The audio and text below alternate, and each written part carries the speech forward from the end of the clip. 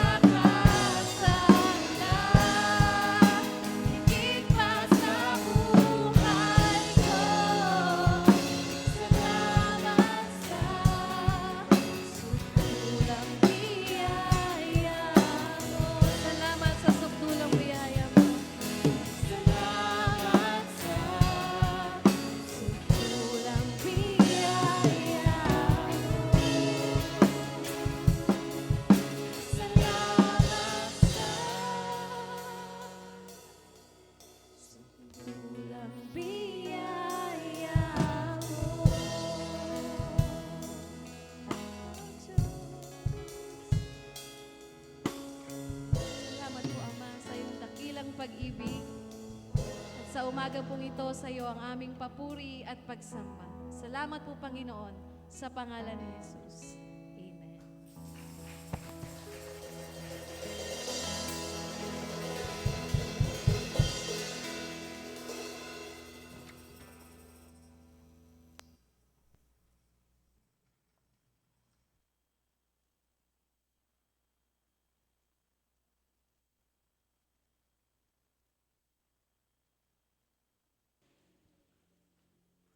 Ayan, ang isang mapagpalang umaga po sa ating lahat, mga kapatid. Ayan, pwede po pakibati ng katabi nyo, sabihin nyo, Happy Lord's Day sa iyo, kapatid. Sige po, batiin nyo po yung katabi nyo, harap, likod, kaliwa, kanan. Happy Lord's Day sa iyo, kapatid. At sabihin nyo rin po, masaya ako na naririto ka ngayon. Masaya ako na naririto ka ngayon. And syempre po, naniniwala po ako personally, kung masaya po tayo, na nandyan yung katabi nyo, mas masaya po ang ating Panginoon. And sa umaga pong ito, mga kapatid, nais ko rin pong pasalamatan muli ang ating Panginoon sa pribilehiyo pong ito na patuloy na nagagamit ng Panginoon upang magbahagi po ng kanyang salita kahit na hindi naman po ako karapat-dapat. And mga kapatid, sa umaga pong ito, meron po akong tanong. And meron po akong tanong sa bawat isa sa atin na naririto. Sino po dito sa inyo yung minsan sa buong buhay ninyo, nasubukan nyo na po bang mangutang? Ayan. Meron po ba sa inyo nasubukan nyo na mangutang, mga kapatid? Or, ayan, marahil wala pong umaamin, mga kapatid. Pero marahil nasubukan nyo na po bang banggitin yung ganitong mga salita? Ito po yung halimbawa, ay, kulang pala yung dala kong pera. Pwede bang pahiram muna? Babayaran rin kita mamaya. Or ganito, marahil mga kapatid, nasabi nyo na po yung ganito. Ay, buo pala yung pera ko. Pwede bang pahiram muna? Babayaran rin kita bukas. And marahil, yung iba naman po sa inyo, magsasabi, MA, can't relate, di ako makarelate kasi ako yung laging hinihiraman ng pera. Ako yung laging inuutangan. Ayan. Pero mga kapatid, sa umaga pong ito, hindi po patungkol sa utang ang pag-uusapan po natin, ang pag-aaral natin sa umagang ito. Ang pag-uusapan po natin patungkol sa paniningil. Ayan. Pero, syempre po, hindi rin po siya patungkol sa paniningil ng utang. Ito po ay patungkol sa paniningil ng tax or buwis. Ayan. At ang pamagat po ng ating pag-aaralan, mga kapatid, sa umaga pong ito ay pinamagatan ko pong ikaw ang hinahanap niya. Sabihin nyo nga po sa katabi nyo, ikaw ang hinahanap niya. Sige po, ikaw ang hinahanap niya. Ayan. Maya-maya po sa ating pagtatapos nito pong ating pag-aaral, malalaman po natin bakit yung title is ikaw ang hinahanap niya. Ayan, bakit ikaw ang hinahanap niya yung title. Mamaya po, pagkatapos natin, malalaman po natin. Ang pag-aaral po natin, mga kapatid, sa umagang ito ay mababasa po natin sa Book of Luke, chapter 19, verse 1 to 10. Kung dala po ninyo yung Bible ninyo or sa cellphone, Bible app, pwede po pang pakibuksan sa Lucas, chapter 19, verse 1 to 2. Muli, 1 to 10. Muli po, Lucas, kabanata 11, talata 1 hanggang 10. Maaari po ba tayong sandaling tumayo, mga kapatid? Ayan, bilang paggalang po sa salita ng ating Panginoon. At samahan niyo po akong basahin yung mga talata basahin po natin ito na mayroon pong paggalang.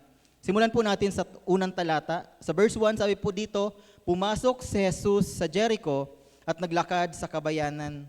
May isang tao roong ang pangalan ay Zaccheo, isang pinuno ng mga maniningil ng buwis at siya'y mayaman. Sinikap niyang makita si Jesus upang makilala kung sino ito, ngunit sa dami ng tao, hindi niya ito makita dahil siya'y pandak. Kaya't patakbo siyang nauna sa dadaanan ni Jesus at umakyat sa isang puno ng sikamoro. Verse 5, pagtapat ni Jesus sa lugar na iyon, tumingala siya kay Zaccheo at sinabi, Zaccheo, bumaba ka agad sapagkat kailangan kong tumuloy ngayon sa iyong bahay. Verse 6, nagmamadaling bumaba si Zaccheo at tuwang-tuwang tinanggap si Jesus sa kanyang bahay. Lahat ng nakakita nito ay nagbulong-bulungan. Nakikituloy siya sa isang makasalanan, sabi nila. Verse 8, tumayo si Zaccheo at sinabi niya kay Jesus, Panginoon, ipamimigay ko po sa mga mahihirap ang kalahati ng aking mga kayamanan at kung ako may nadayang sinuman, isasauli ko ito sa kanya ng makaapat na beses. Verse 9, at sinabi sa kanya ni Jesus, ang kaligtasan ay dumating ngayon sa sambahayang ito sapagkat anak din ni Abraham ang taong ito. Verse 10, ang anak ng tao ay naparito upang hanapin at iligtas ang naligaw. Tayo po'y sandaling yumuko, tayo po'y mananalangin. Aming Ama, maraming salamat po sa umagang ito, Lord God. Thank you, Lord, sa pag-iingat sa amin patungo po sa lugar na ito upang ikaw, Panginoon, ay sambahin, papurihan, Panginoon, at makinig po ng iyong mga salita. Lord, salamat sa 6 na araw na inilaan mo sa amin upang kami po'y mag-aral kung nag-aaral at magtrabaho kung nagtatrabaho. Pero Lord, nais namin, Panginoon, ilaan ang araw ng linggo, Panginoon, upang, Panginoon, magpuri sa iyo, Panginoon, bagamat nais namin, help us to talagang purihin ka araw-araw, Lord God, as a church, corporately, sambahin ka namin sama-sama at makinig po ng iyong mga salita. And Lord, patuloy din po naming dinadalangin sa umaga pong ito ang patuloy pong pagsama at paggabay ng iyong banal na Espiritu. Holy Spirit, we acknowledge your presence. Kayo po ang magturo sa amin. Ako po yung instrumento mo lamang. Continue to correct us, rebuke us, encourage us, remind us kung kinakailangan, Panginoon. At patuloy na dalangin namin, kalooban mo lamang po, Ama, ang patuloy pong mapangyari sa umagang ito. Muli po, Panginoon, lahat po ng ito'y tinataas namin sa iyo. In Jesus' mighty name I pray. Amen. Makaupo na po tayo. Mga kapatid, maraming salamat po. Mga kapatid, sa umaga pong ito, let me propose to you po ang ating pong pag-aaralan sa umagang ito. Yan, hindi ko po nailagay. Pero ang proposition po natin sa umagang ito, dito po iikot yung ating pong pag-aaral. Ayan, nalagay po pala. Ang ating Panginoong Hesus po ay patuloy na naghahanap at nagliligtas ng mga nawawala. At ang mga tunay na naligtas ay binabago niya. Muli, basahin ko po. Ang ating Panginoong Hesus ay patuloy na naghahanap at nagliligtas ng mga nawawala. At ang mga tunay na naligtas ay binabago niya. Ngunit paano nga po ba hinahanap at inililigtas ng atin pong Panginoong Hesus ang mga nawawala? Ito po yung marahil tanong natin. Paano nga po ba, MA, hinahanap ni Lord yung mga naliligtas, ay paano niya po hinahanap at inililigtas yung mga nawawala? At ito pa, ano po yung nangyayari kapag natagpuan na po sila ng atin pong Panginoong Hesus? Sa mga talata pong ating binasa mula verse 1 ng chapter 19 ng Lucas hanggang chapter 10, makikita po natin dito yung 4 na katotohanan patungkol po sa ating mga tao at sa atin pong Panginoong Hesukristo. Bilang unang puntos, mga kapatid, point number 1, the condition of the lost. Mabasa po natin ito sa verses 1 to 4. Basahin ko pong muli. Verse 1, pumasok si Jesus sa Jericho at naglakad sa kabayanan. Verse 2, may isang tao roong ang pangalan ay Zaccheo, isang pinuno ng mga maniningil ng buwis, at siya'y mayaman. Verse 3, sinikap niyang makita si Jesus upang makilala kung sino ito. Ngunit sa dami ng tao, hindi niya ito makita dahil siya'y pandak. Verse 4, kaya't patakbo siyang nauna sa dadaanan ni Jesus at umakyat sa isang puno ng sikamoro. Mga kapatid, ang Gospel of Luke po sa mga hindi po familiar, ang Gospel of Luke, ang nagsulat po nito is si Dr. Lucas. Si Dr. Luke, at ang sinusulatan niya po is mga Gentile believer or mga Greeks or Roman. Ibig sabihin, alam po natin yung mga Greeks. Di ba po pag inaral natin, inaaral lang po ito sa school, elementary, sa high school. Alam na po natin mga sikat na philosopher, Plato, Aristotle, Socrates, lang mga Greek philosopher. Ibig sabihin, yung mga kausap po dito ni Luke, yung audience niya is mga educated readers. Mga matatalino, mga Gentile believers. And si Dr. Luke po, dito po sa Gospel of Luke, hina-highlight niya po yung katangian or yung role ng ating Panginoong Hesus as a Savior. Kasi kagaya na po nung binanggit ko, sasabi ko po kayo na sa first service, ang four gospel po, mga kapatid, kung kayo po yung nagde-devotion sa Matthew, Mark, Luke, and John, sa four gospel po na yon, mapapansin po natin, kapag binasa nyo yon, kung nabasa nyo na po yung 4 na gospel na yon, may mapapansin kayo, parang may kakaiba, parang may contradiction, but parang may mga iba. Pero hindi po yun contradiction, mga kapatid. Wala pong mali sa Biblia. Ganito po yun, kasi po yung four gospel, book of Matthew, Mark, Luke, and John, lahat po sila, iba't iba yung author, iba't iba yung nagsulat, pero iba't iba din po yung sinusulatan, pero ito po yung similarities. Iisa lang po yung bida doon. Si Jesus po yung bida doon. Kumbaga, lahat sila nagsusulat patungkol kung paano ba namuhay ang Panginoong Hesus. Paano ba siya nagministeryo mula nung siya'y pinanganak, hanggang siya'y nagministeryo, hanggang siya'y namatay at muling umakyat sa langit. Yung po yung makikita natin doon. And sa Gospel of Matthew, mga kapatid, hina-highlight po dito ni Apostle Matthew si Jesus bilang king, as a king, bilang hari. Makapapansin po natin kasi verse 1 pa lang ng book of Matthew, makikita natin sa verse 1, sa chapter 1 po nito, yung genealogies, yung buhay ni Abraham patungkol kay Haring David. ano po, pinapakita dito na yung hinihintay ninyo na hari or yung Mesiya sa lumang tipan, andito na, pinanganak na si Jesus. Yung po yung hina-highlight dito sa Gospel of Matthew. Kasi nga po, Hudyo yung kausap niya, kaya yun po yung pinapa-highlight dito, hina-highlight ni Matthew, si Jesus, yung role niya bilang king as a Messiah. Pagdating po sa Book of Mark, Gospel of Mark, ang hina-highlight naman po dito ni Mark, yung co-worker ni Apostle Pedro, ni Apostle Peter, yung pagiging servant ng ating Panginoong Jesus. Kung nagbabasa po kayo sa Book of Mark, mapapansin ninyo, bakit sa Gospel of Matthew, sa Gospel of Luke, parang sunod-sunod, parang ano siya, in order. Pero pagdating sa Gospel of Mark, very fast pace, ang bilis. Nandito si Jesus, mamaya andito na siya sa gantong lugar, mamaya andito na siya. Bakit po ganon? Kasi nga po, ang ina-highlight po dito ni Mark is kung paano naglingkod si Jesus. Paano si Jesus, yung role ni Jesus as a suffering servant, paano ba naglingkod ang ating Panginoong Yesus? Ano po, paano siya nagministeryo? And ang key verse po dito, Mark chapter 10 verse 45.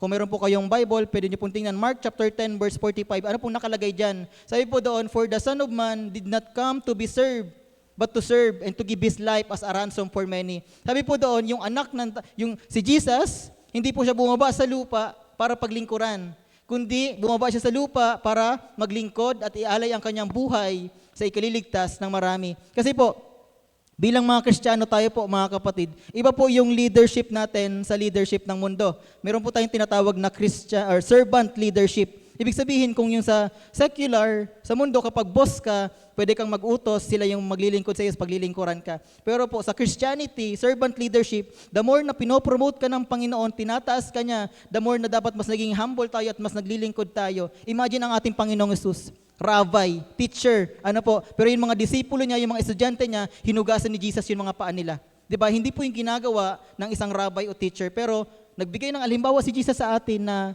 kung ako nga na Diyos, nagkatawang tao, naglingkod, ano pa kaya po tayo na mga tao lamang? Ano po, pinakita ni Jesus na tayo kung paano maglingkod. And pagdating po sa Gospel of Luke, dito po tayo magpo-focus.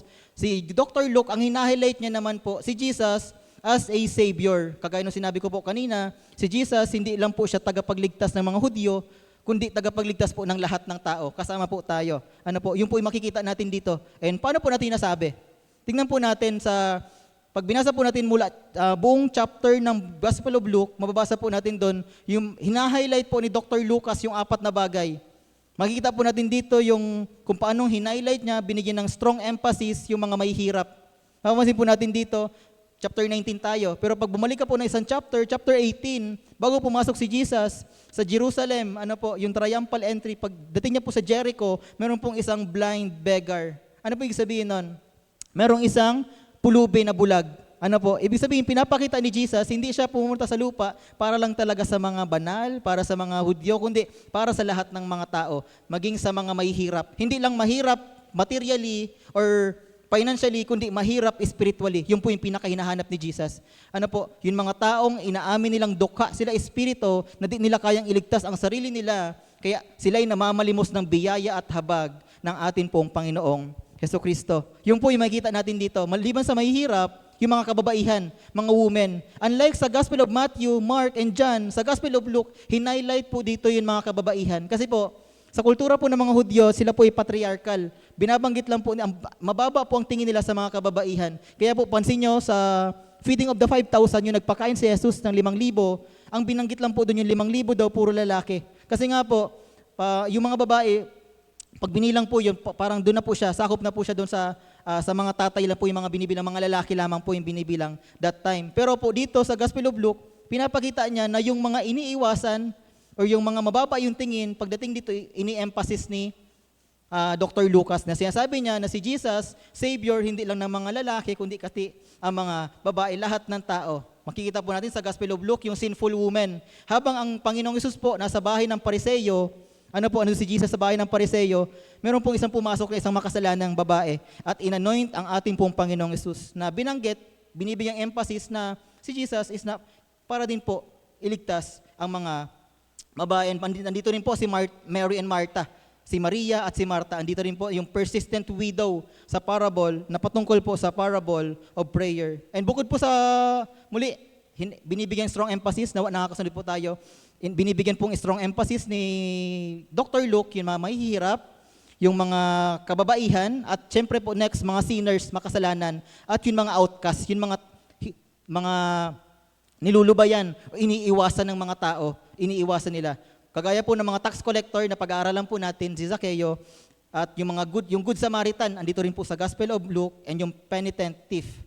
Ngunit, bago po natin alamin mga kapatid, yung point number 1 natin na condition of the lost, ano ba yung kalagayan ng mga naliligaw or nawawala? Alamin po muna natin mga kapatid yung context nito, yung historical context and yung cultural context nito. Kasi po, lagi po natin tatandaan mga kapatid, pag nagbabasa po tayo ng Bible, isipin natin, tatak natin sa isip natin, hindi yan sinulat para sa atin. Ano po, sabihin niyo po sa katabi niyo, nakikibasa lang tayo. Sabihin niyo sa katabi niyo, nakikibasa lang tayo. Kasi po ang gospel, ang Biblia po, lalo yung gospel, hindi po siya sinulat directly para sa atin, lalo po yung Gospel of Luke.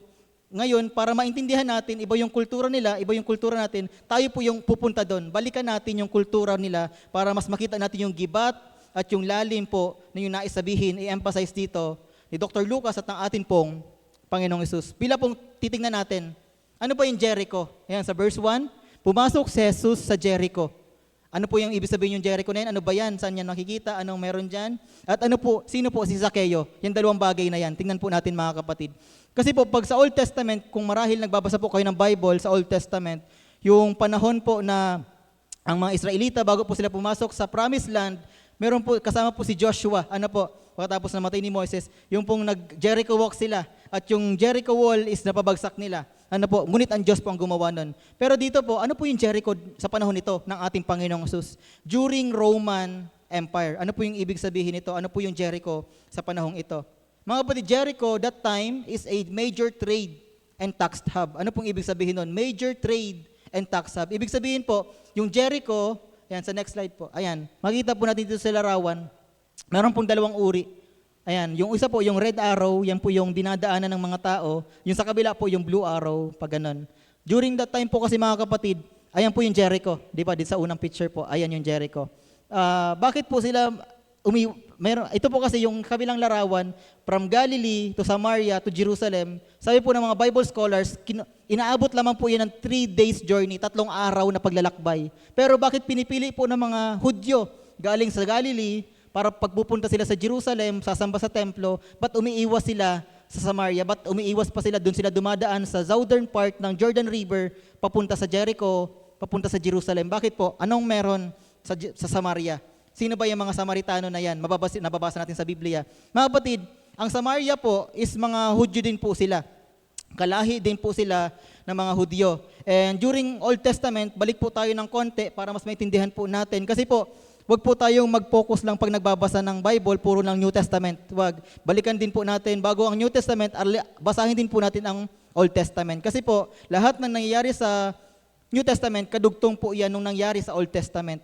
Kumbaga, lahat po ito nagsisiro in, tumuturo, foreshadowing, parang anino. Di ba po, pag nakatayo tayo, meron tayong anino. Yung anino, pag sinundan mo yung anino, papunta dun sa taong kung kanino siya anino. Old Testament yun po. Lahat ng nangyari dyan, tinuturo, papunta po kung sino si Jesus. Hina-highlight kung yung mga prophecy papunta lahat sa ating Panginoong Hesus. And tingnan po natin, anong meron sa Samaria, mga kapatid? Ano pong meron sa Samaria? So during Old Testament po mga kapatid, 700 BC. Ano po, di ba pinag-aaralan po, marahil, pwede nyo po yung i-search din, historical po ito. During 700 BC mga kapatid, 700 years bago pinanganak ang ating Panginoong Hesus, approximately lamang po yun, pero 700 years bago pinanganak ang ating Panginoong Hesus, ang Israel po, during that time, kung familiar po kayo kay David, si Haring David, yung pinatay niya si Goliath. Di ba po, si Haring David, ang Israelita po, yung 12 tribes of Israel, pinag-isa niya. 12 tribes of Israel, naging isang kingdom. Ngayon, during nung pagkamatay ni Haring David, naging hari si Solomon. Nung namatay si Solomon, nagnahari sa 2 kingdom. Nagkaroon po ng Northern Kingdom of Israel at ng Southern Kingdom of Judah. Ngayon, dahil nga po ang tigas ng ulo ng mga Israelita, sabi ng Panginoon, huwag kayong sumamba sa mga Diyos-Diyosan, ang daming utos ng Panginoon. Pero yung mga Israelita ang kukulit, patuloy na lumalabag sa utos ng Panginoon. And sabi ng Panginoon, parang binigyan niya ng, sabi niya, ikakalat ko kayo sa mga iba't ibang bansa. Tinatawag po natin diaspora. Pinangalat po yung mga Israelita, hindi na po sila nakatira lang sa Israel, meron po napunta sa iba't ibang mga bansa. And yun po, during 700 BC, yung Assyrian Empire, nasako po nila yung Northern Kingdom of Israel. Yung Samaria. And dahil po nasakop ng Assyrian Empire, yung northern part, ayan. Siyempre po, yung mga Israelita doon, para hindi na magrebelde, sabi ng Assyrian Empire, alisin natin yung mga Israelita dyan. Tapos pinangalat nila sa mga nasakop nilang bansa, sa Babylon, sa etc. Ganon. Ngayon, dahil wala ng tao sa Northern Kingdom of Israel, ang nilagay ng Assyrian Empire, nung hari, naglagay siya ng mga tauhan niya, doon niya pinatira sa Northern Kingdom of Israel. Nakakasunod po tayo. Ano po? Nandun na. Ngayon, yung mga Israelita, wala na doon sa Israel. Ang nagpalit, mga hintil, iba't ibang lahi, mga kalaban ng Israel. Ngayon, dahil hindi nila alam kung paano sambahin ang Diyos, hindi nila alam kung sino ang Diyos, ano yung mga utos ng Diyos, ano pong ginawa nila? Ang Diyos is nagalit, nagpadala ng mga leon, kinain, pinapatay yung mga Assyrian, yung mga nilagay na tauhan doon. Siyempre, nagpunta yung isang tauhan nila, nagsumbong sa hari. Ganito po, yung mga pinadali yung tao doon, hindi nila kilala yung Diyos ng mga Israelita. Hindi nila alam yung utos ng Diyos, yung sinasamba ng mga Israelita. Sabi ng Assyrian king, sabi niya, kunin niyo yung isang Israelitang priest. Yung priest, nilagay po nila doon sa Northern Kingdom, nilagay po doon ng priest para turuan yung mga iba't ibang lahi kung sino ang Diyos, ano yung mga utos ng Diyos at paano sambahin ang Diyos. Yun, fast forward po tayo dahil po mix na siya. Dahil nga po hindi na lang siya puro Hudyo, may Israelita na rin, dumaan ng maraming panahon, nag-asawahan po sila. Dahil nga po, iba't ibang lahi yon, merong Hudyo at iba't ibang lahi, nagkaroon po ng cross relationship. Yung dugo po nila hindi na purong Hudyo. Ano po, nakakasunod po tayo kasi mahalaga po ito. Ayun, hindi na po sila purong Hudyo. At dahil nandoon, tumagal hanggang sa panahon pong ito ng ating Panginoong Hesus, yung mga Samaritano, patuloy po yung buhay nila ganun. Sumasamba sa Diyos-Diyosan. Ganun po yung buhay nila. Talagang minsan sasambahin si Yahweh, minsan sasambahin yung mga Diyos-Diyosan nila. At kaya po ganun yung nangyari. Yung mga taga-Galilee, pagpupunta silang Jerusalem, iniiwasan nila. Kasi nga, ang tingin nila mga makasalanan, sila ay hindi sila sumusunod sa utos ng Diyos. Kaya mas pinipili nilang i-take yung 5 to 7 days journey, yung halos isang linggong journey, wag lang silang dumaan sa Samaria. Ganun po yung nangyari. And minsan sa buhay po natin, ganun tayo, di po ba mga kapatid? Kapag meron tayong taong kagalit, for example, naglalakad ka sa school or sa trabaho, nakita mo yung taong di mo parang kaaway mo or katampuhan mo, minsan, mas pinipili natin, ito na yung shortcut, dumadaan pa tayo sa iba. Yun po yung nagagawa ng unforgiveness or ng mga galit or sama ng loob na hindi natin binibitawan, isinusuko sa ating Panginoon. Yun po yung nangyari. Mas nagtsatsaga sila ng 5 to 7 days journey kaysa naman dun sa 3 days journey lang na napakalapit. And anyan po yung Jericho. Dito po tayo magpo-focus. Ayan po yung Jericho. Makikita po natin na talagang yan po yung pinaka-the best na daanan, mga kapatid. Kasi po, kapag galing po sila sa Arabia, sa Roman, or sa Galilee, yan po yung pinakamagandang daan sa Jericho. Ano po? Kasi nga po, yan. Tapos, kasi po ang Jerusalem, ano po siya? Uphill siya. Bundok po ang Jerusalem. Sabi nga po doon, 25 kilometers uphill, 25 kilometers pataas. And kung galing sila sa long journey, mahabang paglalakbay, dito po sila nagpapahinga sa Jericho. Bago sila ulit umakyat, papunta sa Jerusalem, sa templo, para sumamba sa atin pong Panginoon. And yun po yung Jericho, mga kapatid. Bukod po doon, sa isa siyang major trade and tax hub, ito din po ay strategic tax choke point. Ano pong ibig sabihin nun? Strategic tax choke point. Ibig sabihin po, nung choke point, it is a natural or strategic place where movement is forced to narrow. Pinaliit po talaga, sinasadya nilang paliitin, maging narrow yung daan para makontrol po nila yung mga tao. Para dahil makipot na yung daan, mayroong mga bridges. Sa Jordan River, mayroong mga bridge para yung mga taong walang mga kalampas. Lahat ng dadaan talagang magbibigay ng tax. Masisingil nila ng tax. And yun, so it becomes a high control and high tax zone. Heavy movement of goods, especially luxury items, like balsam, andun po yung makita po natin doon. And sa sunod pong larawan, ano po yung meron sa Jericho? Ito po mga kapatid, ito pong puno na ito na parang simple lang, pero ang tawag po dyan, balsam tree. Yan. Ganyan po yung itsura niya. And yung balsam tree, meron po siyang reason na tinatawag yung katas. Di ba po yung puno, pag marahil nasubukan nyo na po, yung puno, kapag accidentally, nahiwa natin ng kutsilyo or ng itak, nasugatan yung puno, after ilang minuto or oras or days, meron po siyang nilalabas na parang liquid, ganyan, na parang liquid substance, ganyan, parang yan. And yan pong liquid na yan, na tinatawag na resin or balsam resin, napakamahal yan mga kapatid. Yan pong parang liquid na yan. Kasi po yan, ginagamit siya bilang para sa ginagawang pabango, ginagawang gamot, at ginagawang mga pang sa imbalsam, mga pang preserve, ng pagkain, mga bagay. Kaya, and yung puno po na yan, mga kapatid, yung puno na yan is talagang doon lang po nila matatagpuan sa Jericho sa panahon pong ito. Kaya very po, yung Jericho, bukod doon sa pinaka-strategic na lugar, pero andito din po yung balsam tree na talagang napakamamahaling, luxurious, very rare po siya mga kapatid, na talagang very rare and geographically limited, matatagpuan lang sa Jericho region. And dahil po dito, it was considered a luxury product. Sometimes yung halaga po niyan mga kapatid, yung parang liquid po na yan, yung timbang niya po is parang, it's sometimes even worth nearly its weight in gold or silver. Katumbas na po minsan ng presyo ng ginto. Ganun po siya talagang kamamahalin. Parang simple lang siya, pero ganun po siya.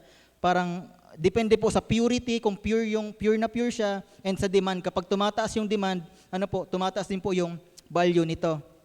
So yun po yung Jericho. Nakasunod po tayo mga kapatid.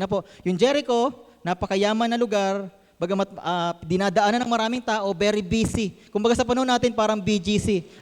Parang ganun po siya. Ang daming businessman. Ganun po, imagine po yung BGC. Parang ganun po yung Jericho that time. Ang daming mga nagtitinda dito. Ang tao labas-pasok dito. And ang daming mga nagtitinda po dito. At andito po yung balsam tree na napakamamahalin mga kapatid during that time. And yun, nakasunod po tayo. And patuloy po tayo. Ngayon, tingnan naman po natin, sino si Zaccheo? Sino po ba si Zaccheo? Ayan. Point number 2. Mamaya po pala. Pero sino po si Zaccheo? Si Zaccheo po mga kapatid, he is extremely wealthy. Napakayaman niya. Nabanggit po dun sa talata kanina. Sabi po doon, ayan, verse 2, siya ay maniningil ng pinuno ng mga maniningil ng buwis at siya ay mayaman. Ano pong pagkakaiba ni Matthew kay Zaccheo? Kasi mapapansin natin alam natin si Matthew mga kapatid, siya po ay tax collector din. Si Matthew, maniningil din siya ng buwis. Pero anong pinagkaiba nito ni Zaccheo? Kasi po si Matthew, siya po yung local tax collector lang. For example, doon po sa lugar tingnan po natin dito sa larawan. For example, dito po sa Jericho. Bago ka po kasi pumasok sa Jericho, meron po yung gate, unang gate, tapos meron din pong gate dito. Pag galing ka sa Galilee, dadaan ka sa unang gate, dadaan ka sa Jordan Bridge, may tax doon, babayad ka doon ng tax, babayad ka rin ng tax sa gate, babayad ka rin ng tax dito ulit sa palabas, bago ka pumasok sa Jerusalem. Kumbaga talagang grabe po yung kinikita ng mga tax collector during that time. And yun pong mga tao na nag-aabang dun sa mga pinto ng templo, ng gate, dun sa yung mga nagtsatsaga sa initan, yun po sila Matthew. Yung mga tax collector, local tax collector, sila po yung nagtsatsaga sa init, pag may mga dadaan na tao. Ganito po kasi yung way yung structure nila mga kapatid. Ganito po yung structure. Kapag nagniningil po sila ng tax, for example, dun sa bridge, Jordan Bridge, pag may dadaan, for example, magtitinda siya for example, traveler lang siya, maglalakbay lang siya. Galing sa Galilee siya, pupunta lang siya ng Jerusalem. Babayad siya ng toll, magbabayad siya ng tax dun sa bridge, pagpasok niya dun sa Jericho, magbabayad ulit siya, and papunta siya sa Jerusalem. Pero kapag magtitinda sa palengke ng Jericho, sa market, pagdaan nila sa Jordan Bridge, kung ano yung tinda nila, for example, yung tinda po nila sibuyas, or grains, kung mga ganon, mga goods, pagdaan po nila doon, magbibigay sila ng tax, at pagdaan po nila sa unang gate ng Jericho, titingnan po yung value nun. And kung yung value po nun, for example, ganyan, nagtitinda sila ng sibuyas, yung 2% po nun or 5%, yun po yung kinukuhang tax ng mga local tax collector. And depende po yun wala po yung limit. Bahala po sila kung gaano kataas yung kukunin nila. Pero ganun po yung range lang. Pag sibuyas, 2 to 5% yung tax ng kinukuha nila. Pero yung pong balsam tree, na inaral natin kanina, yung value niya po is 25%. Ganun po yung difference. Yung mga normal na bilihin, 2 to 5% lang yung tax na nakukuha. Pero yung mga balsam resin, yung mga ginagamit sa pabango, sa gamot, yung 25% po yung nakukuhang tax nila doon. Kaya talagang grabe po, kumbaga sa term natin na mga kabataan ngayon, paldo. Ano po yung lugar na ito, yung Jericho, kasi grabe po yung kinikita nila dito. Yung mga tax collector, ang patuloy na yumayaman, yung mga normal na Hudyo, patuloy na naghihirap at marahil nawawalan na ng buhay, namamatay. And ano po yung structure nito? Paano naging si Zacchaeus ang naghahari, or paano siya naging chief ng Jericho? Ganito po yung structure, kagaya ng pinaliwanag ko po kanina. Nagsisimula po yan sa Roman Emperor. Di ba po ang Roman Empire, nasakop niya ang Israel.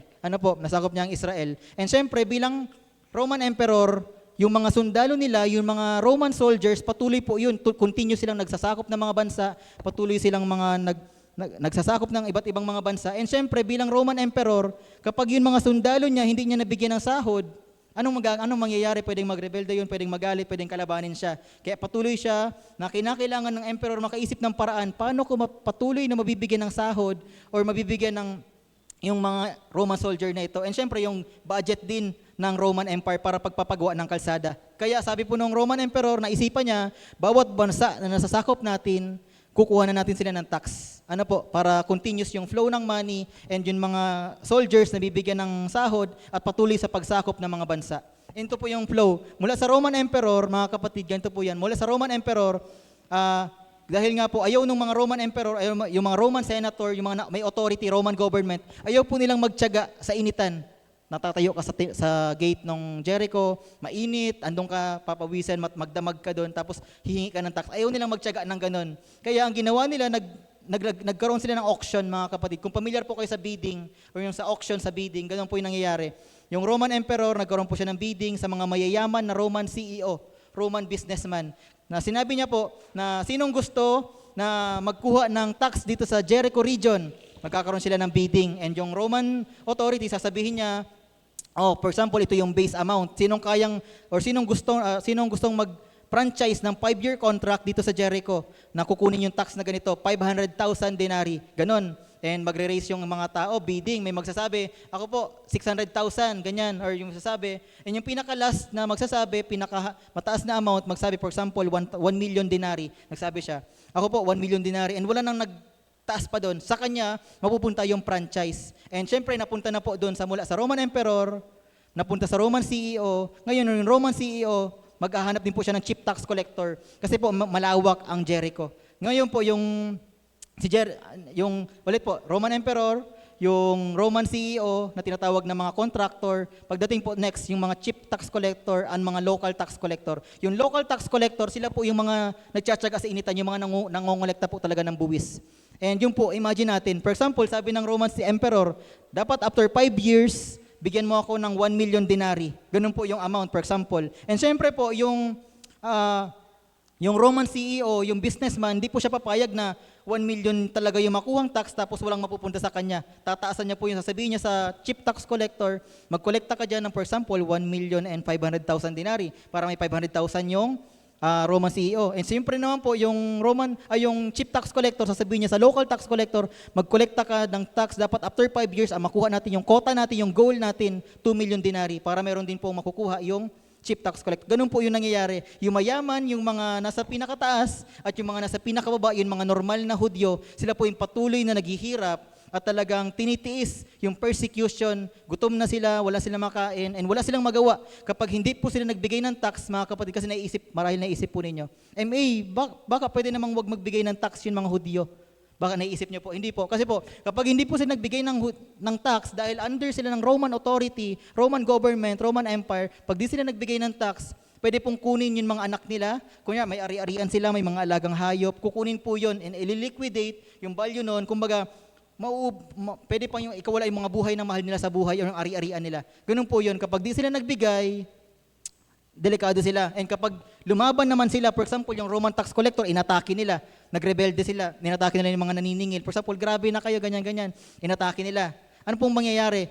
Yung mga nagre-rebelde sa bansang Romano, ang parusa po nila talagang grabe, pinapako sa krus. Ganun po yung punishment para, kasi po, pansinin po ninyo, sa panahon po ng ating Panginoong Jesus, yung mga criminal po that time na pinapako, sa ulunan po nila, may nakasulat po doon, andun yung krimen na ginawa. For example, yun nga pong katabi ni Jesus na dalawang magnanakaw, may nakalagay sa ulunan nila, parang thief, ganon. Pero hindi lang po basta thief yun. Nung inaral ko po siya, yung original na ginamit po doon, hindi po siya basta nagnakaw lang. Kasi po, hindi ibig sabihin nagnakaw ka lang ng sibuyas, ganyan, pinako ka na. Hindi po ganon. Ibig sabihin po ng thief na ginamit doon, yung po yung thief, yung word na ginamit din kay Barabas. Kung familiar po kayo kay Barabas, yung isang, di ba po dapat si Barabas yung ipapako, pero sabi ng mga tao, palayain si Barabas, si Jesus ang ipako. Yung pong ginamit na term kay Barabas, yun din po yung ginamit dun sa dalawang makasalanan na yon. Ibig sabihin, yung pong dalawang makasalanan na yon, hindi po sila normal na magnanakaw lang. Sila po ay nagrebelde marahil sa bansang Romano. Ano po, and ganun po yung parusa. Imagine, naglalakad sila, andun sa Golgota, nakita nila may mga nakapako. Yung mga, for example, may mga Hudyong naglalakad, nagpaplano, grabe na yung pagpapahirap sa atin ng mga Romano. Paano kaya kung magrebelde tayo? Tapos nakita nila may mga nakapako, tapos andun yung krimen na ginawa, nagrebelde sa Rome. Naisip nila, ay ganyan pala yung parusa. Ibig sabihin, pantakot na po yun sa kanila para wag na silang tularan yung krimen na ginawa ng mga taong ito. Ganun po yung nangyayari mga kapatid. Yung mga Hudyo, ipit na ipit sila.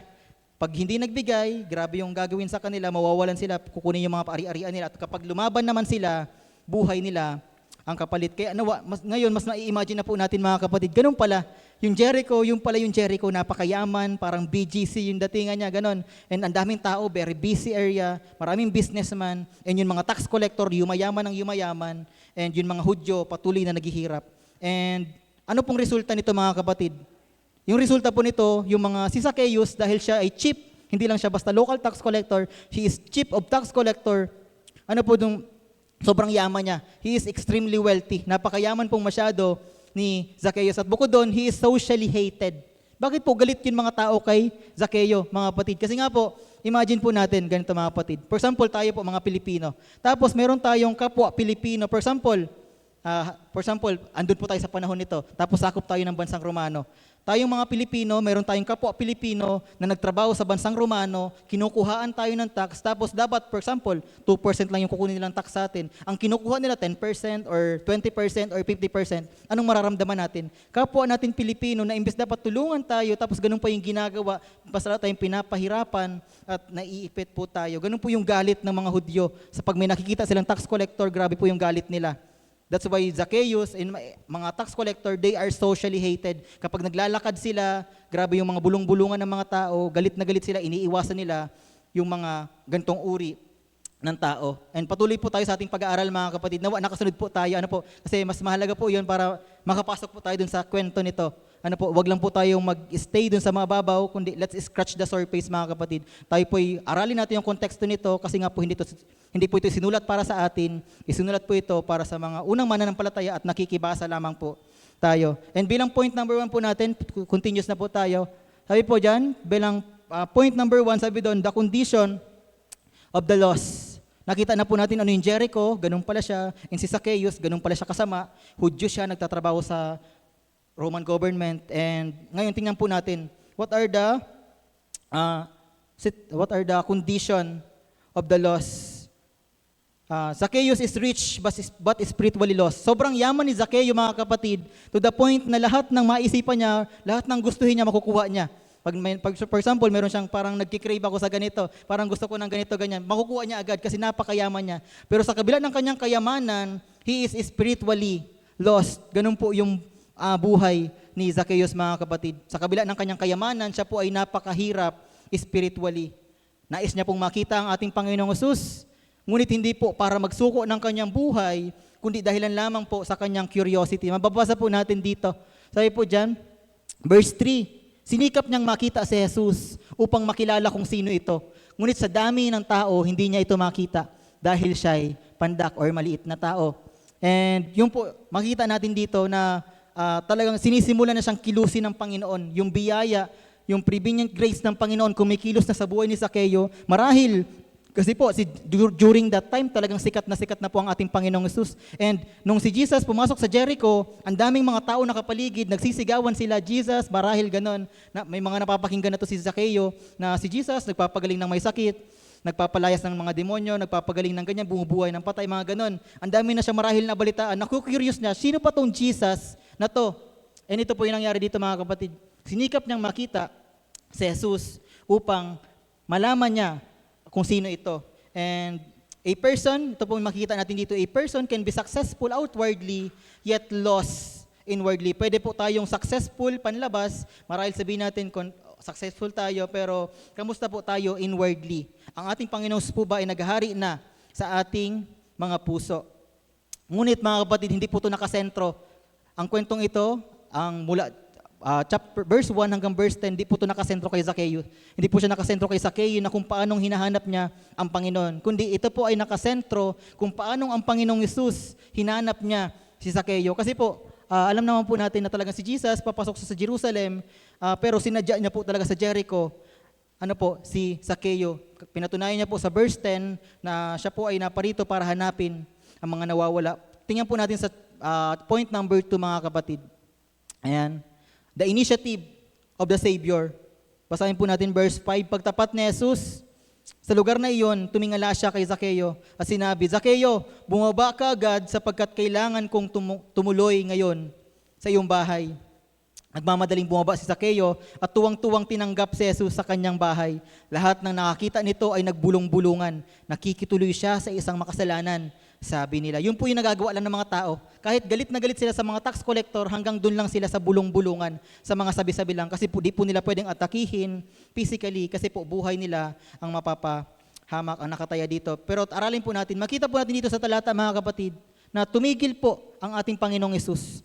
Habang siya po ay pagpasok sa Gate of Jericho, papunta po siya sa Jerusalem, talagang sinadya niya pong puntahan, daanan, si Zakeo. Ano po? Lumapit po ang ating Panginoong Hesus sa isang makasalanan, sa kabila ng hindi magandang sinasabi ng mga tao. Kaya makikita po talaga natin dito mga kapatid sa talatang ito that salvation begins with Jesus seeking us, not us seeking Him. Ang kaligtasan mga kapatid, marahil iniisip po ninyo, ay MA kaya naman ako nandito kasi hinanap ko ang Panginoong Hesus. Natagpuan ko si Jesus. Hindi po.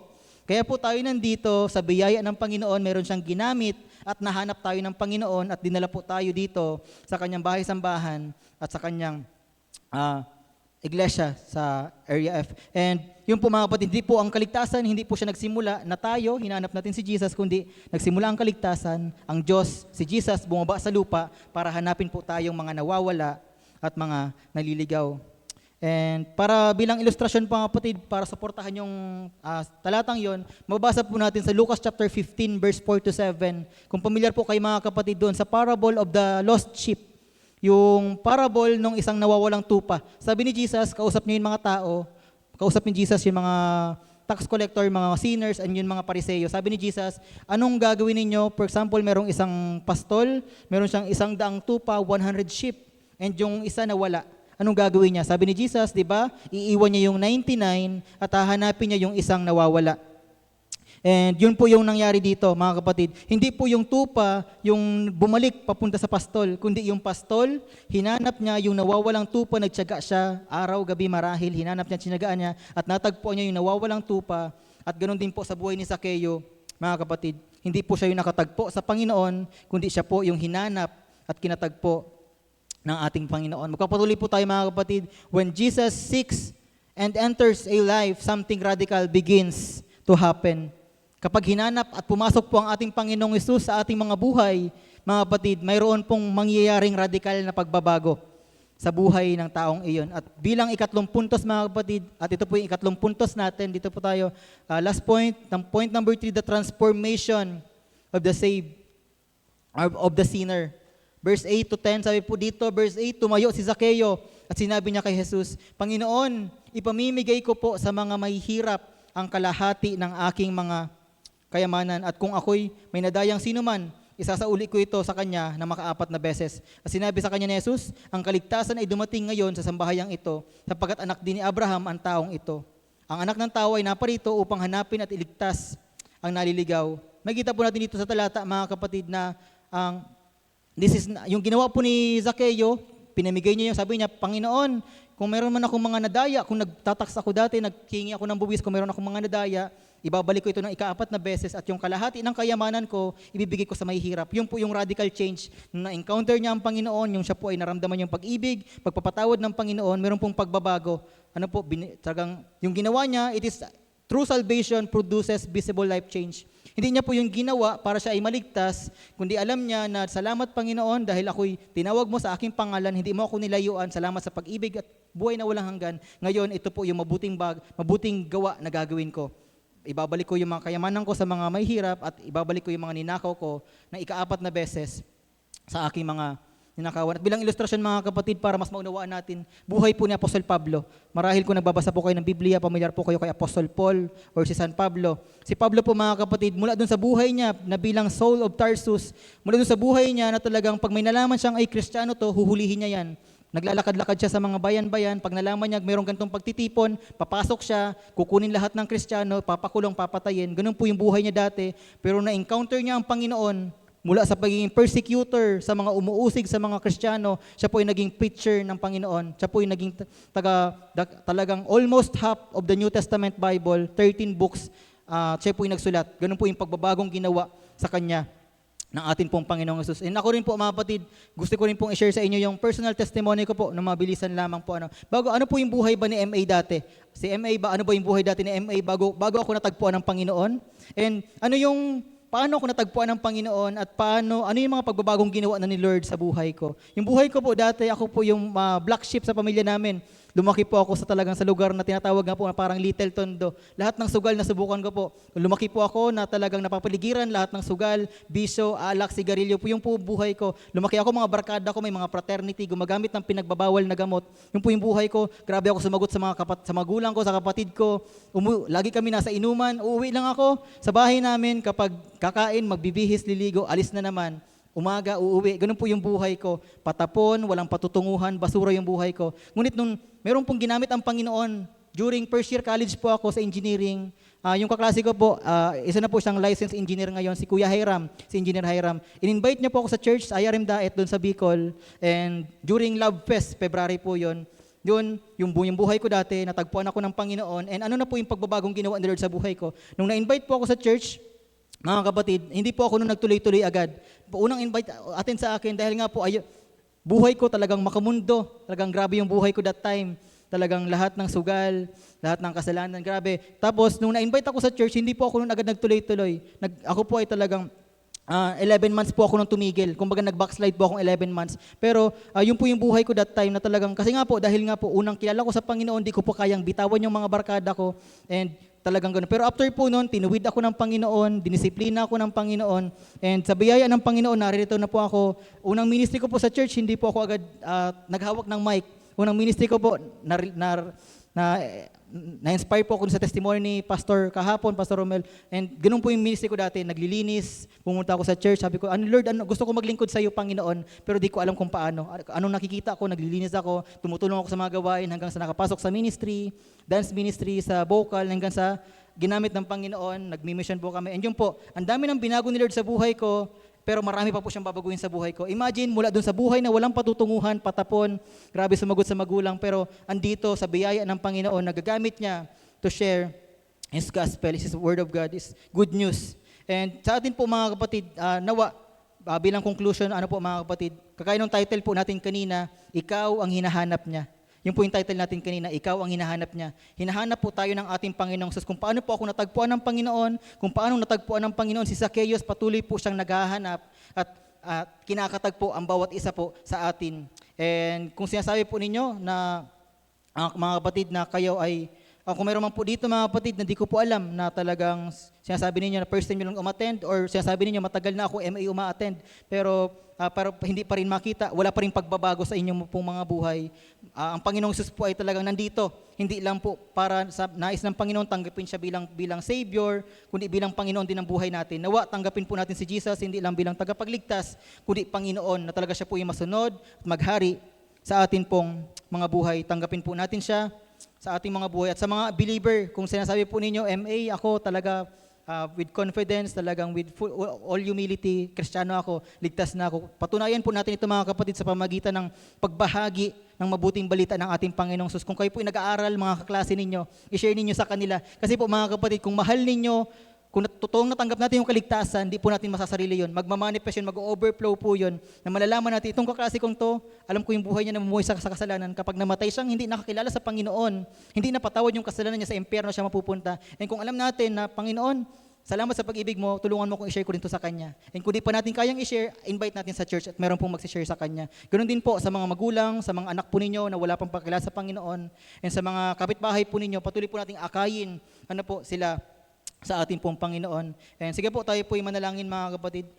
Aming Diyos, aming Ama, maraming salamat po sa umaga pong ito, Panginoon, Lord God. Thank you for this reminder for us, Panginoon. Marahil meron ka, Panginoon, mga tinuwid, pinaalalahanan, in-encourage. Dalangin namin, Panginoon, na nawa patuloy po na Yung mga napakinggan namin, wag lang namin mapakinggan, kundi makita po ito sa aming mga buhay. At tulungan mo po kami sa biyaya at gabay ng iba nila Espiritu na talagang mamuhay po kami ayon sa iyong kalooban at patuloy po kaming tumugon sa iyong pagkakatawag sa amin. Buksan namin ang aming mga puso, paghariin ka sa aming mga buhay at aminin namin na kami makasalanan, di namin kayang iligtas ang aming sarili at iligtas mo po kami, aming Panginoon. Muli Panginoon, lahat po ng papuri sa iyo po namin ibinabalik. Purihin ka, dakilain ka, in Jesus' mighty name we pray. Amen. Palakpan po natin ang ating Panginoon. Mga kapatid.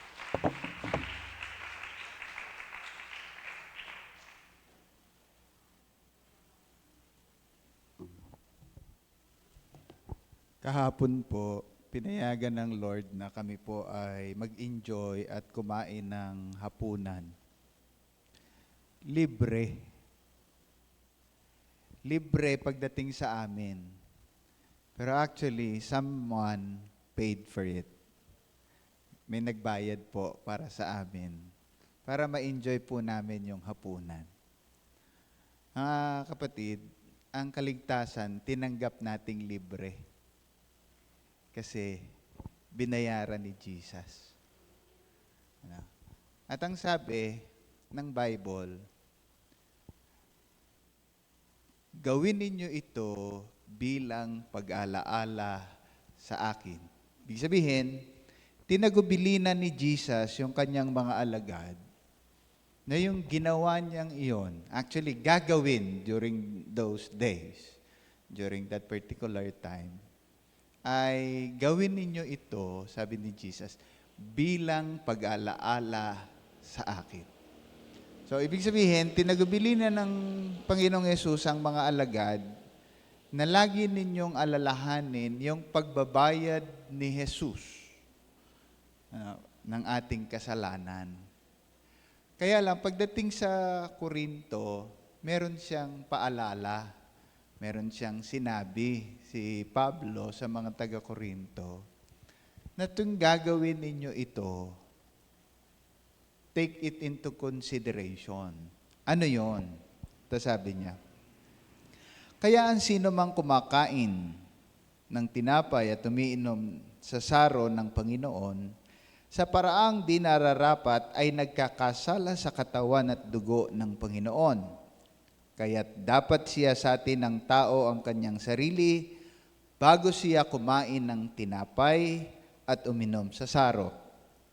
Sapagkat ang sino mang kumakain at umiinom nang hindi kinikilala ang kahalagahan ng katawan ng Panginoon, ay kumakain at umiinom ng kahatulan laban sa kanyang sarili. Pakinggan niyo pong mabuti ito. Sabi rito, iyan ang dahilan kung bakit mahihina at sakitin ang marami sa inyo at may ilan ngang namatay na. Kung sisiyasatin natin ang ating sarili, hindi tayo hahatulan ng Panginoon.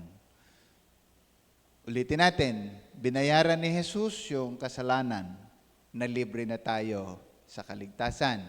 Pero ang sabi, yung bagay na ginawa ni Jesus, alalahanin ninyo.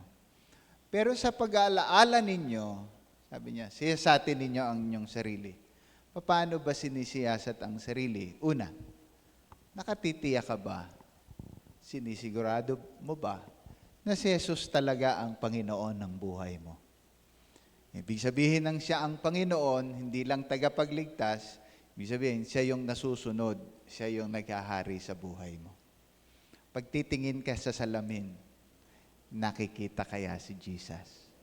Pangalawa, meron bang kasalanan na hanggang ngayon ayaw mo pang iwanan? Wala naman problema yon. Kung ayaw mo nakilalanin si Jesus bilang Panginoon, so be it.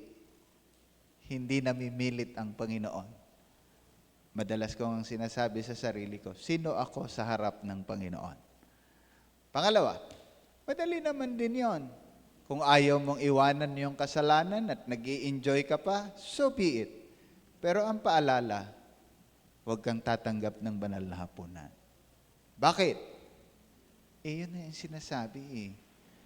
Yung iba sa inyo, mahihina. Yung iba sa inyo, sabi niya, sakitin. At meron ngang ilang namatay na. Bakit? Kasi pag ginagawa natin ito ng hindi ayon sa prescriptions, sabi ng Bible,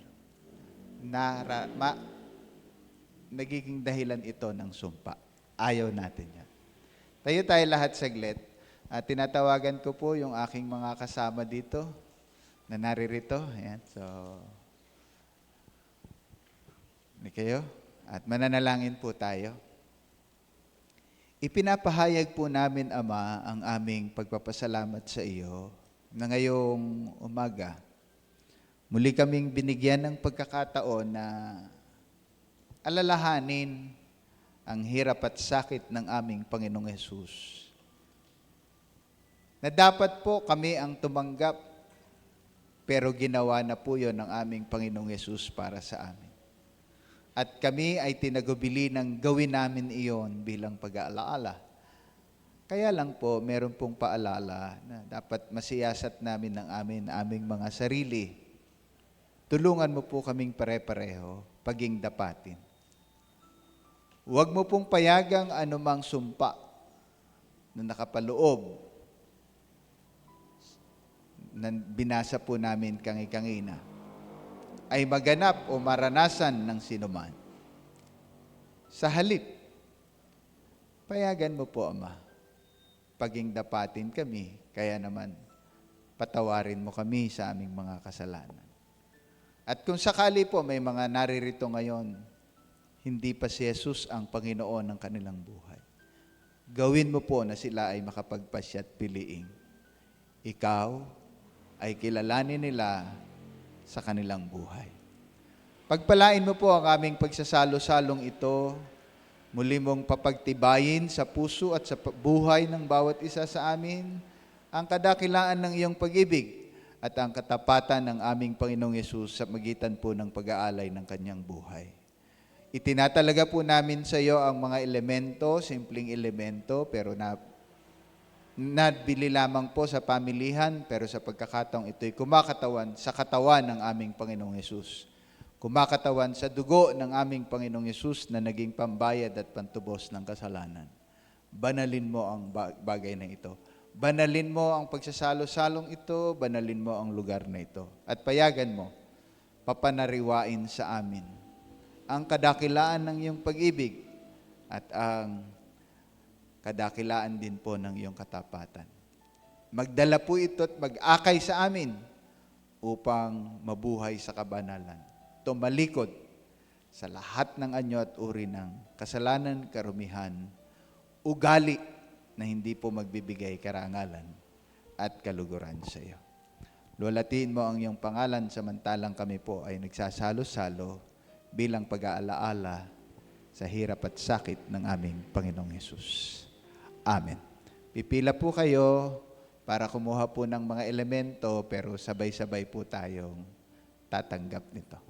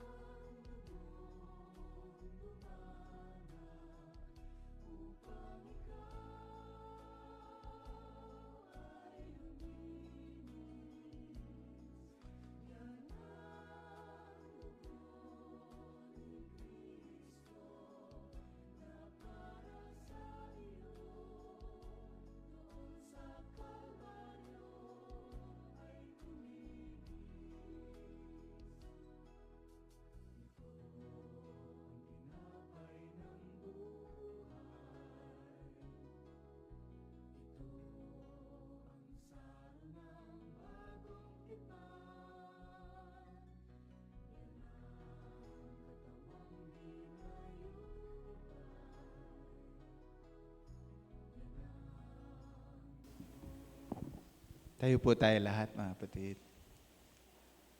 Muli po, Ama, pinapahayag po namin ang amin sama-samang pagtanaw ng utang na loob, pagpupuri at pagpapasalamat sa pribilehiyo na kami po ay makadulog sa trono ng iyong biyaya at alalahanin ang kadakilaan ng iyong pag-ibig sa magitan ng paghahandog, pag-aalay ng iyong anak para sa amin.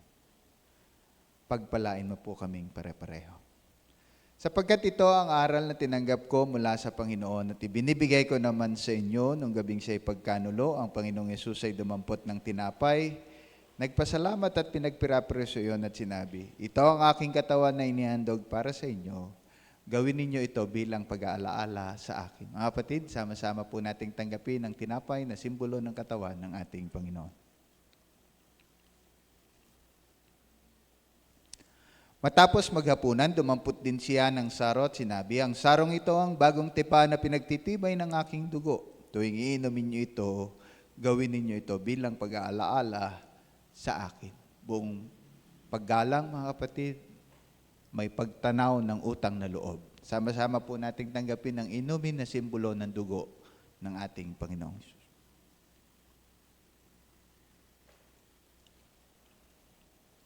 Sapagkat tuwing kakain kayo ng tinapay na ito at inom sa sarong ito, ipinapahayag ninyo ang kamatayan ng Panginoon hanggang sa kanyang muling pagparito. Salamat po, Ama, sa karangalan at kasiyahang magsalo-salo. Salamat po sa biyayang nakapaloob sa pag-aalaalang ito. Ngunit kalaki po nito ay ang hamon. Ipahayag ang iyong pag-ibig at ang iyong pagliligtas. Isulong ang iyong kaharian at ganapin ang iyong kalooban.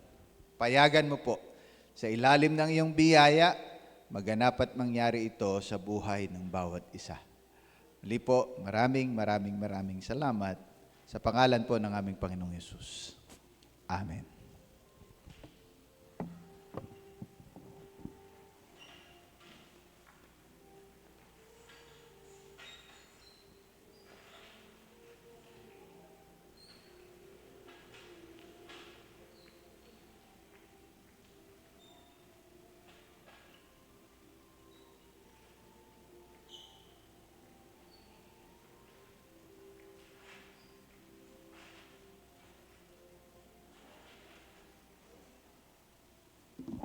Hello. Dadako na po tayo sa ating paghahandog ng ating offering, tithes and offering. Hayaan niyo po munang basahin ko sa inyo yung 2 Corinthians verse 9 to 7. Each of you should give what you decided in your heart, not reluctantly or under compulsions, for love God's a cheerful giver. Sandali po tayong yumuko at manalangin. Panginoon, kinikilala po namin na kayo po ang Diyos na dakila at tapat. Kinikilala din po namin at nagpapasalamat po kami, Lord God, na sa lahat po ng biyaya na aming natatamasan na nanggagaling sa inyo. Nawa, Lord, ay patuloy po na tanggapin niyo po ang aming tithes and offering, Lord God, tanda ng aming pasasalamat at katapatan, Lord God. Lord, ito po ay sanay magamit sa ikalalago po ng inyong ministeryo. At Lord, patuloy po na dinadalangin po namin na patuloy po na turuan niyo po kaming maging mabuting katiwala sa lahat ng inyong mga biyaya. Ito po ang aming samat panalangin sa pangalan ni Jesus. Amen.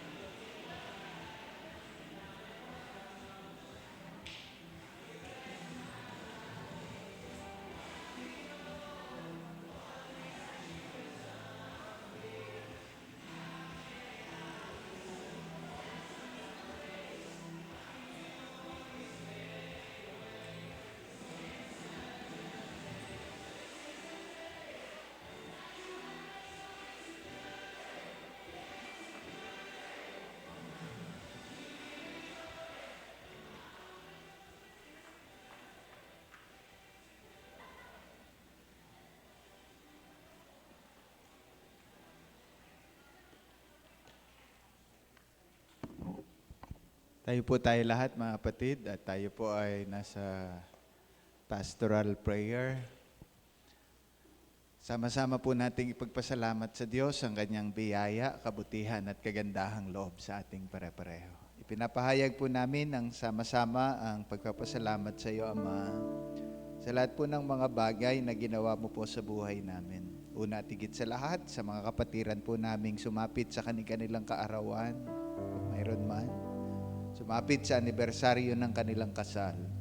Nakikiisa, nakikibahagi po kami ng pagtanaw ng utang na loob, pagkilala sa iyo. Laki po nito ay ang pagtatalaga sa kanila, nadagdagan mo pa ng taon ng buhay, pasaganain mo pa po sila at maranasan nila ang kalusugan, magkaroon po sila ng malalim pang kaugnayan sa iyo.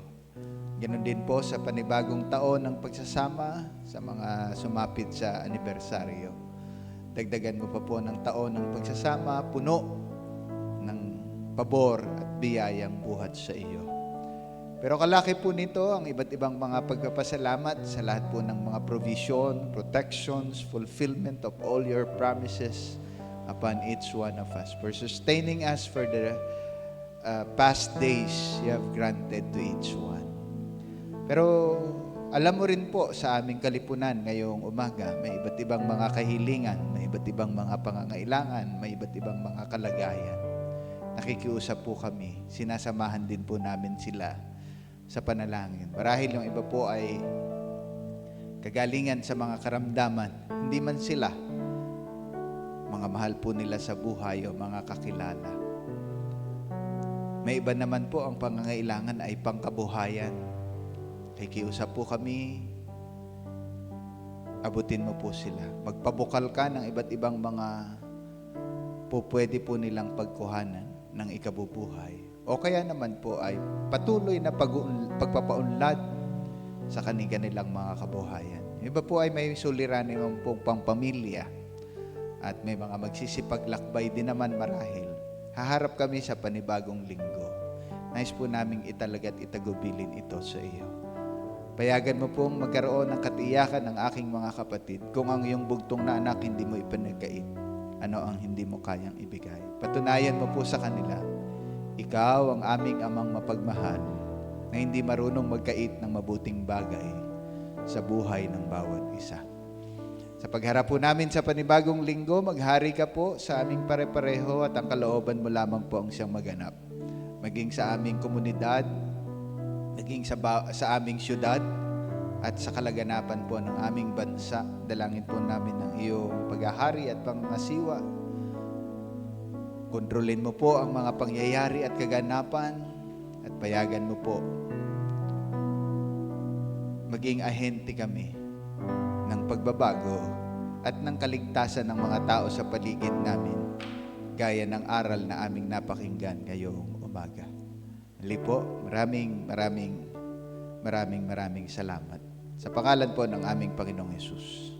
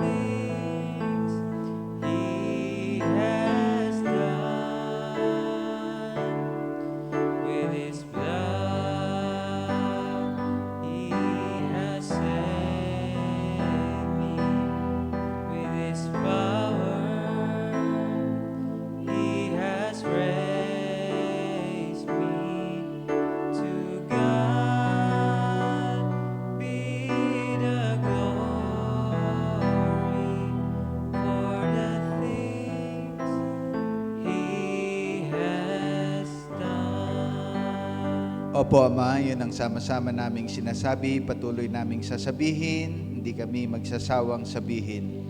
Tanging sa iyo, para sa iyo, at sa iyo lamang po talaga ang lahat ng kalwalatian, ang lahat ng karangalan, ang lahat ng papuri at ng pagsamba. Ipinagpapasalamat din po namin ang aming sama-samang pagsamba ngayong umaga. Laki po nito ay pagtatagubilin at pagtatalaga sa iyo sa amin po pasamantalang pagtatapos, sa amin po pasamantalang pag-iwahiwalay. Pwede po bang i-dismiss mo kami ng iyong basbas at ng iyong pagpapala sa pagtataas ng kamay ng iyong anak? Mga kapatid, pagpalain pa kayo ng Panginoon at ingatan, paliwanagin pa ng Panginoon ang kanyang mukha sa inyo at mahabag pa sa inyo. Ilinga pa ng Panginoon ang kanyang mukha sa inyo at bigyan kayo ng lalo pang kalakasan, kalusugan, kasaganaan, pagtatagumpay, ngayon at sa harapin ng inyong buhay, kasama ng inyong mga mahal sa buhay. Sa pangalan ng Ama, ng Anak at ng Espiritu Santo, tayong lahat ay sama-samang magsabi ng Amen at Amen. Magandang umaga po, pagpalain kayo ng Panginoon. Pwede po bang maupo kayo lang saglit? Ito po alam ko nasan yung mga dapat mag-announce. Yan, so bunga po ng hindi maiwasang pangyayari at kaganapan. Narito po ang ilan sa mga paalala bago po yung sa youth. Ano? Mga kapatid, dahilan po sa pagdiriwang ng ating pagdiriwang ng Mother's Day sa Sunday, magkakaroon po tayo ng iisang service lang po uli. Ano? So, iisang service lang po uli tayo sa Sunday, 8 a.m. Yan, alas 8 po tayo ng umaga. Wala na po tayong second service. In celebration po kasi sa Mother's Day. Kaya po, isa lang po ang service. No? Tapos, yun po, mayroon po tayong kids camp sa May 15 and 16. Andyan po yung t-shirt sa may mga gustong magpagawa. No? Meron pong mga sizes ng t-shirt diyan. Gagawin po ito sa Novo Farm. So yung mga detalye po, pwede po kayong makipag-ugnayan sa mga kinaukulan. And bago ko po i-turn over sa sino man yung magkukon sa youth camp, chairman, ano? Yun hong ating pledge po, mababasa niyo po dyan sa paglabas po ninyo, merong tarpaulin po dyan. Pledge po natin yon para sa finance. O baka po gusto nyong pumirma dyan, stating yung, may mga amounts naman po yon, no? At kung naman po yon, paiyakan. Pwede pong installment, by installment, as long as you pledge. Any amount naman po, so hindi po, hindi wala kaming pera, hindi po, any amount will be a great help. And then, ang detalye po para po sa ating youth camp,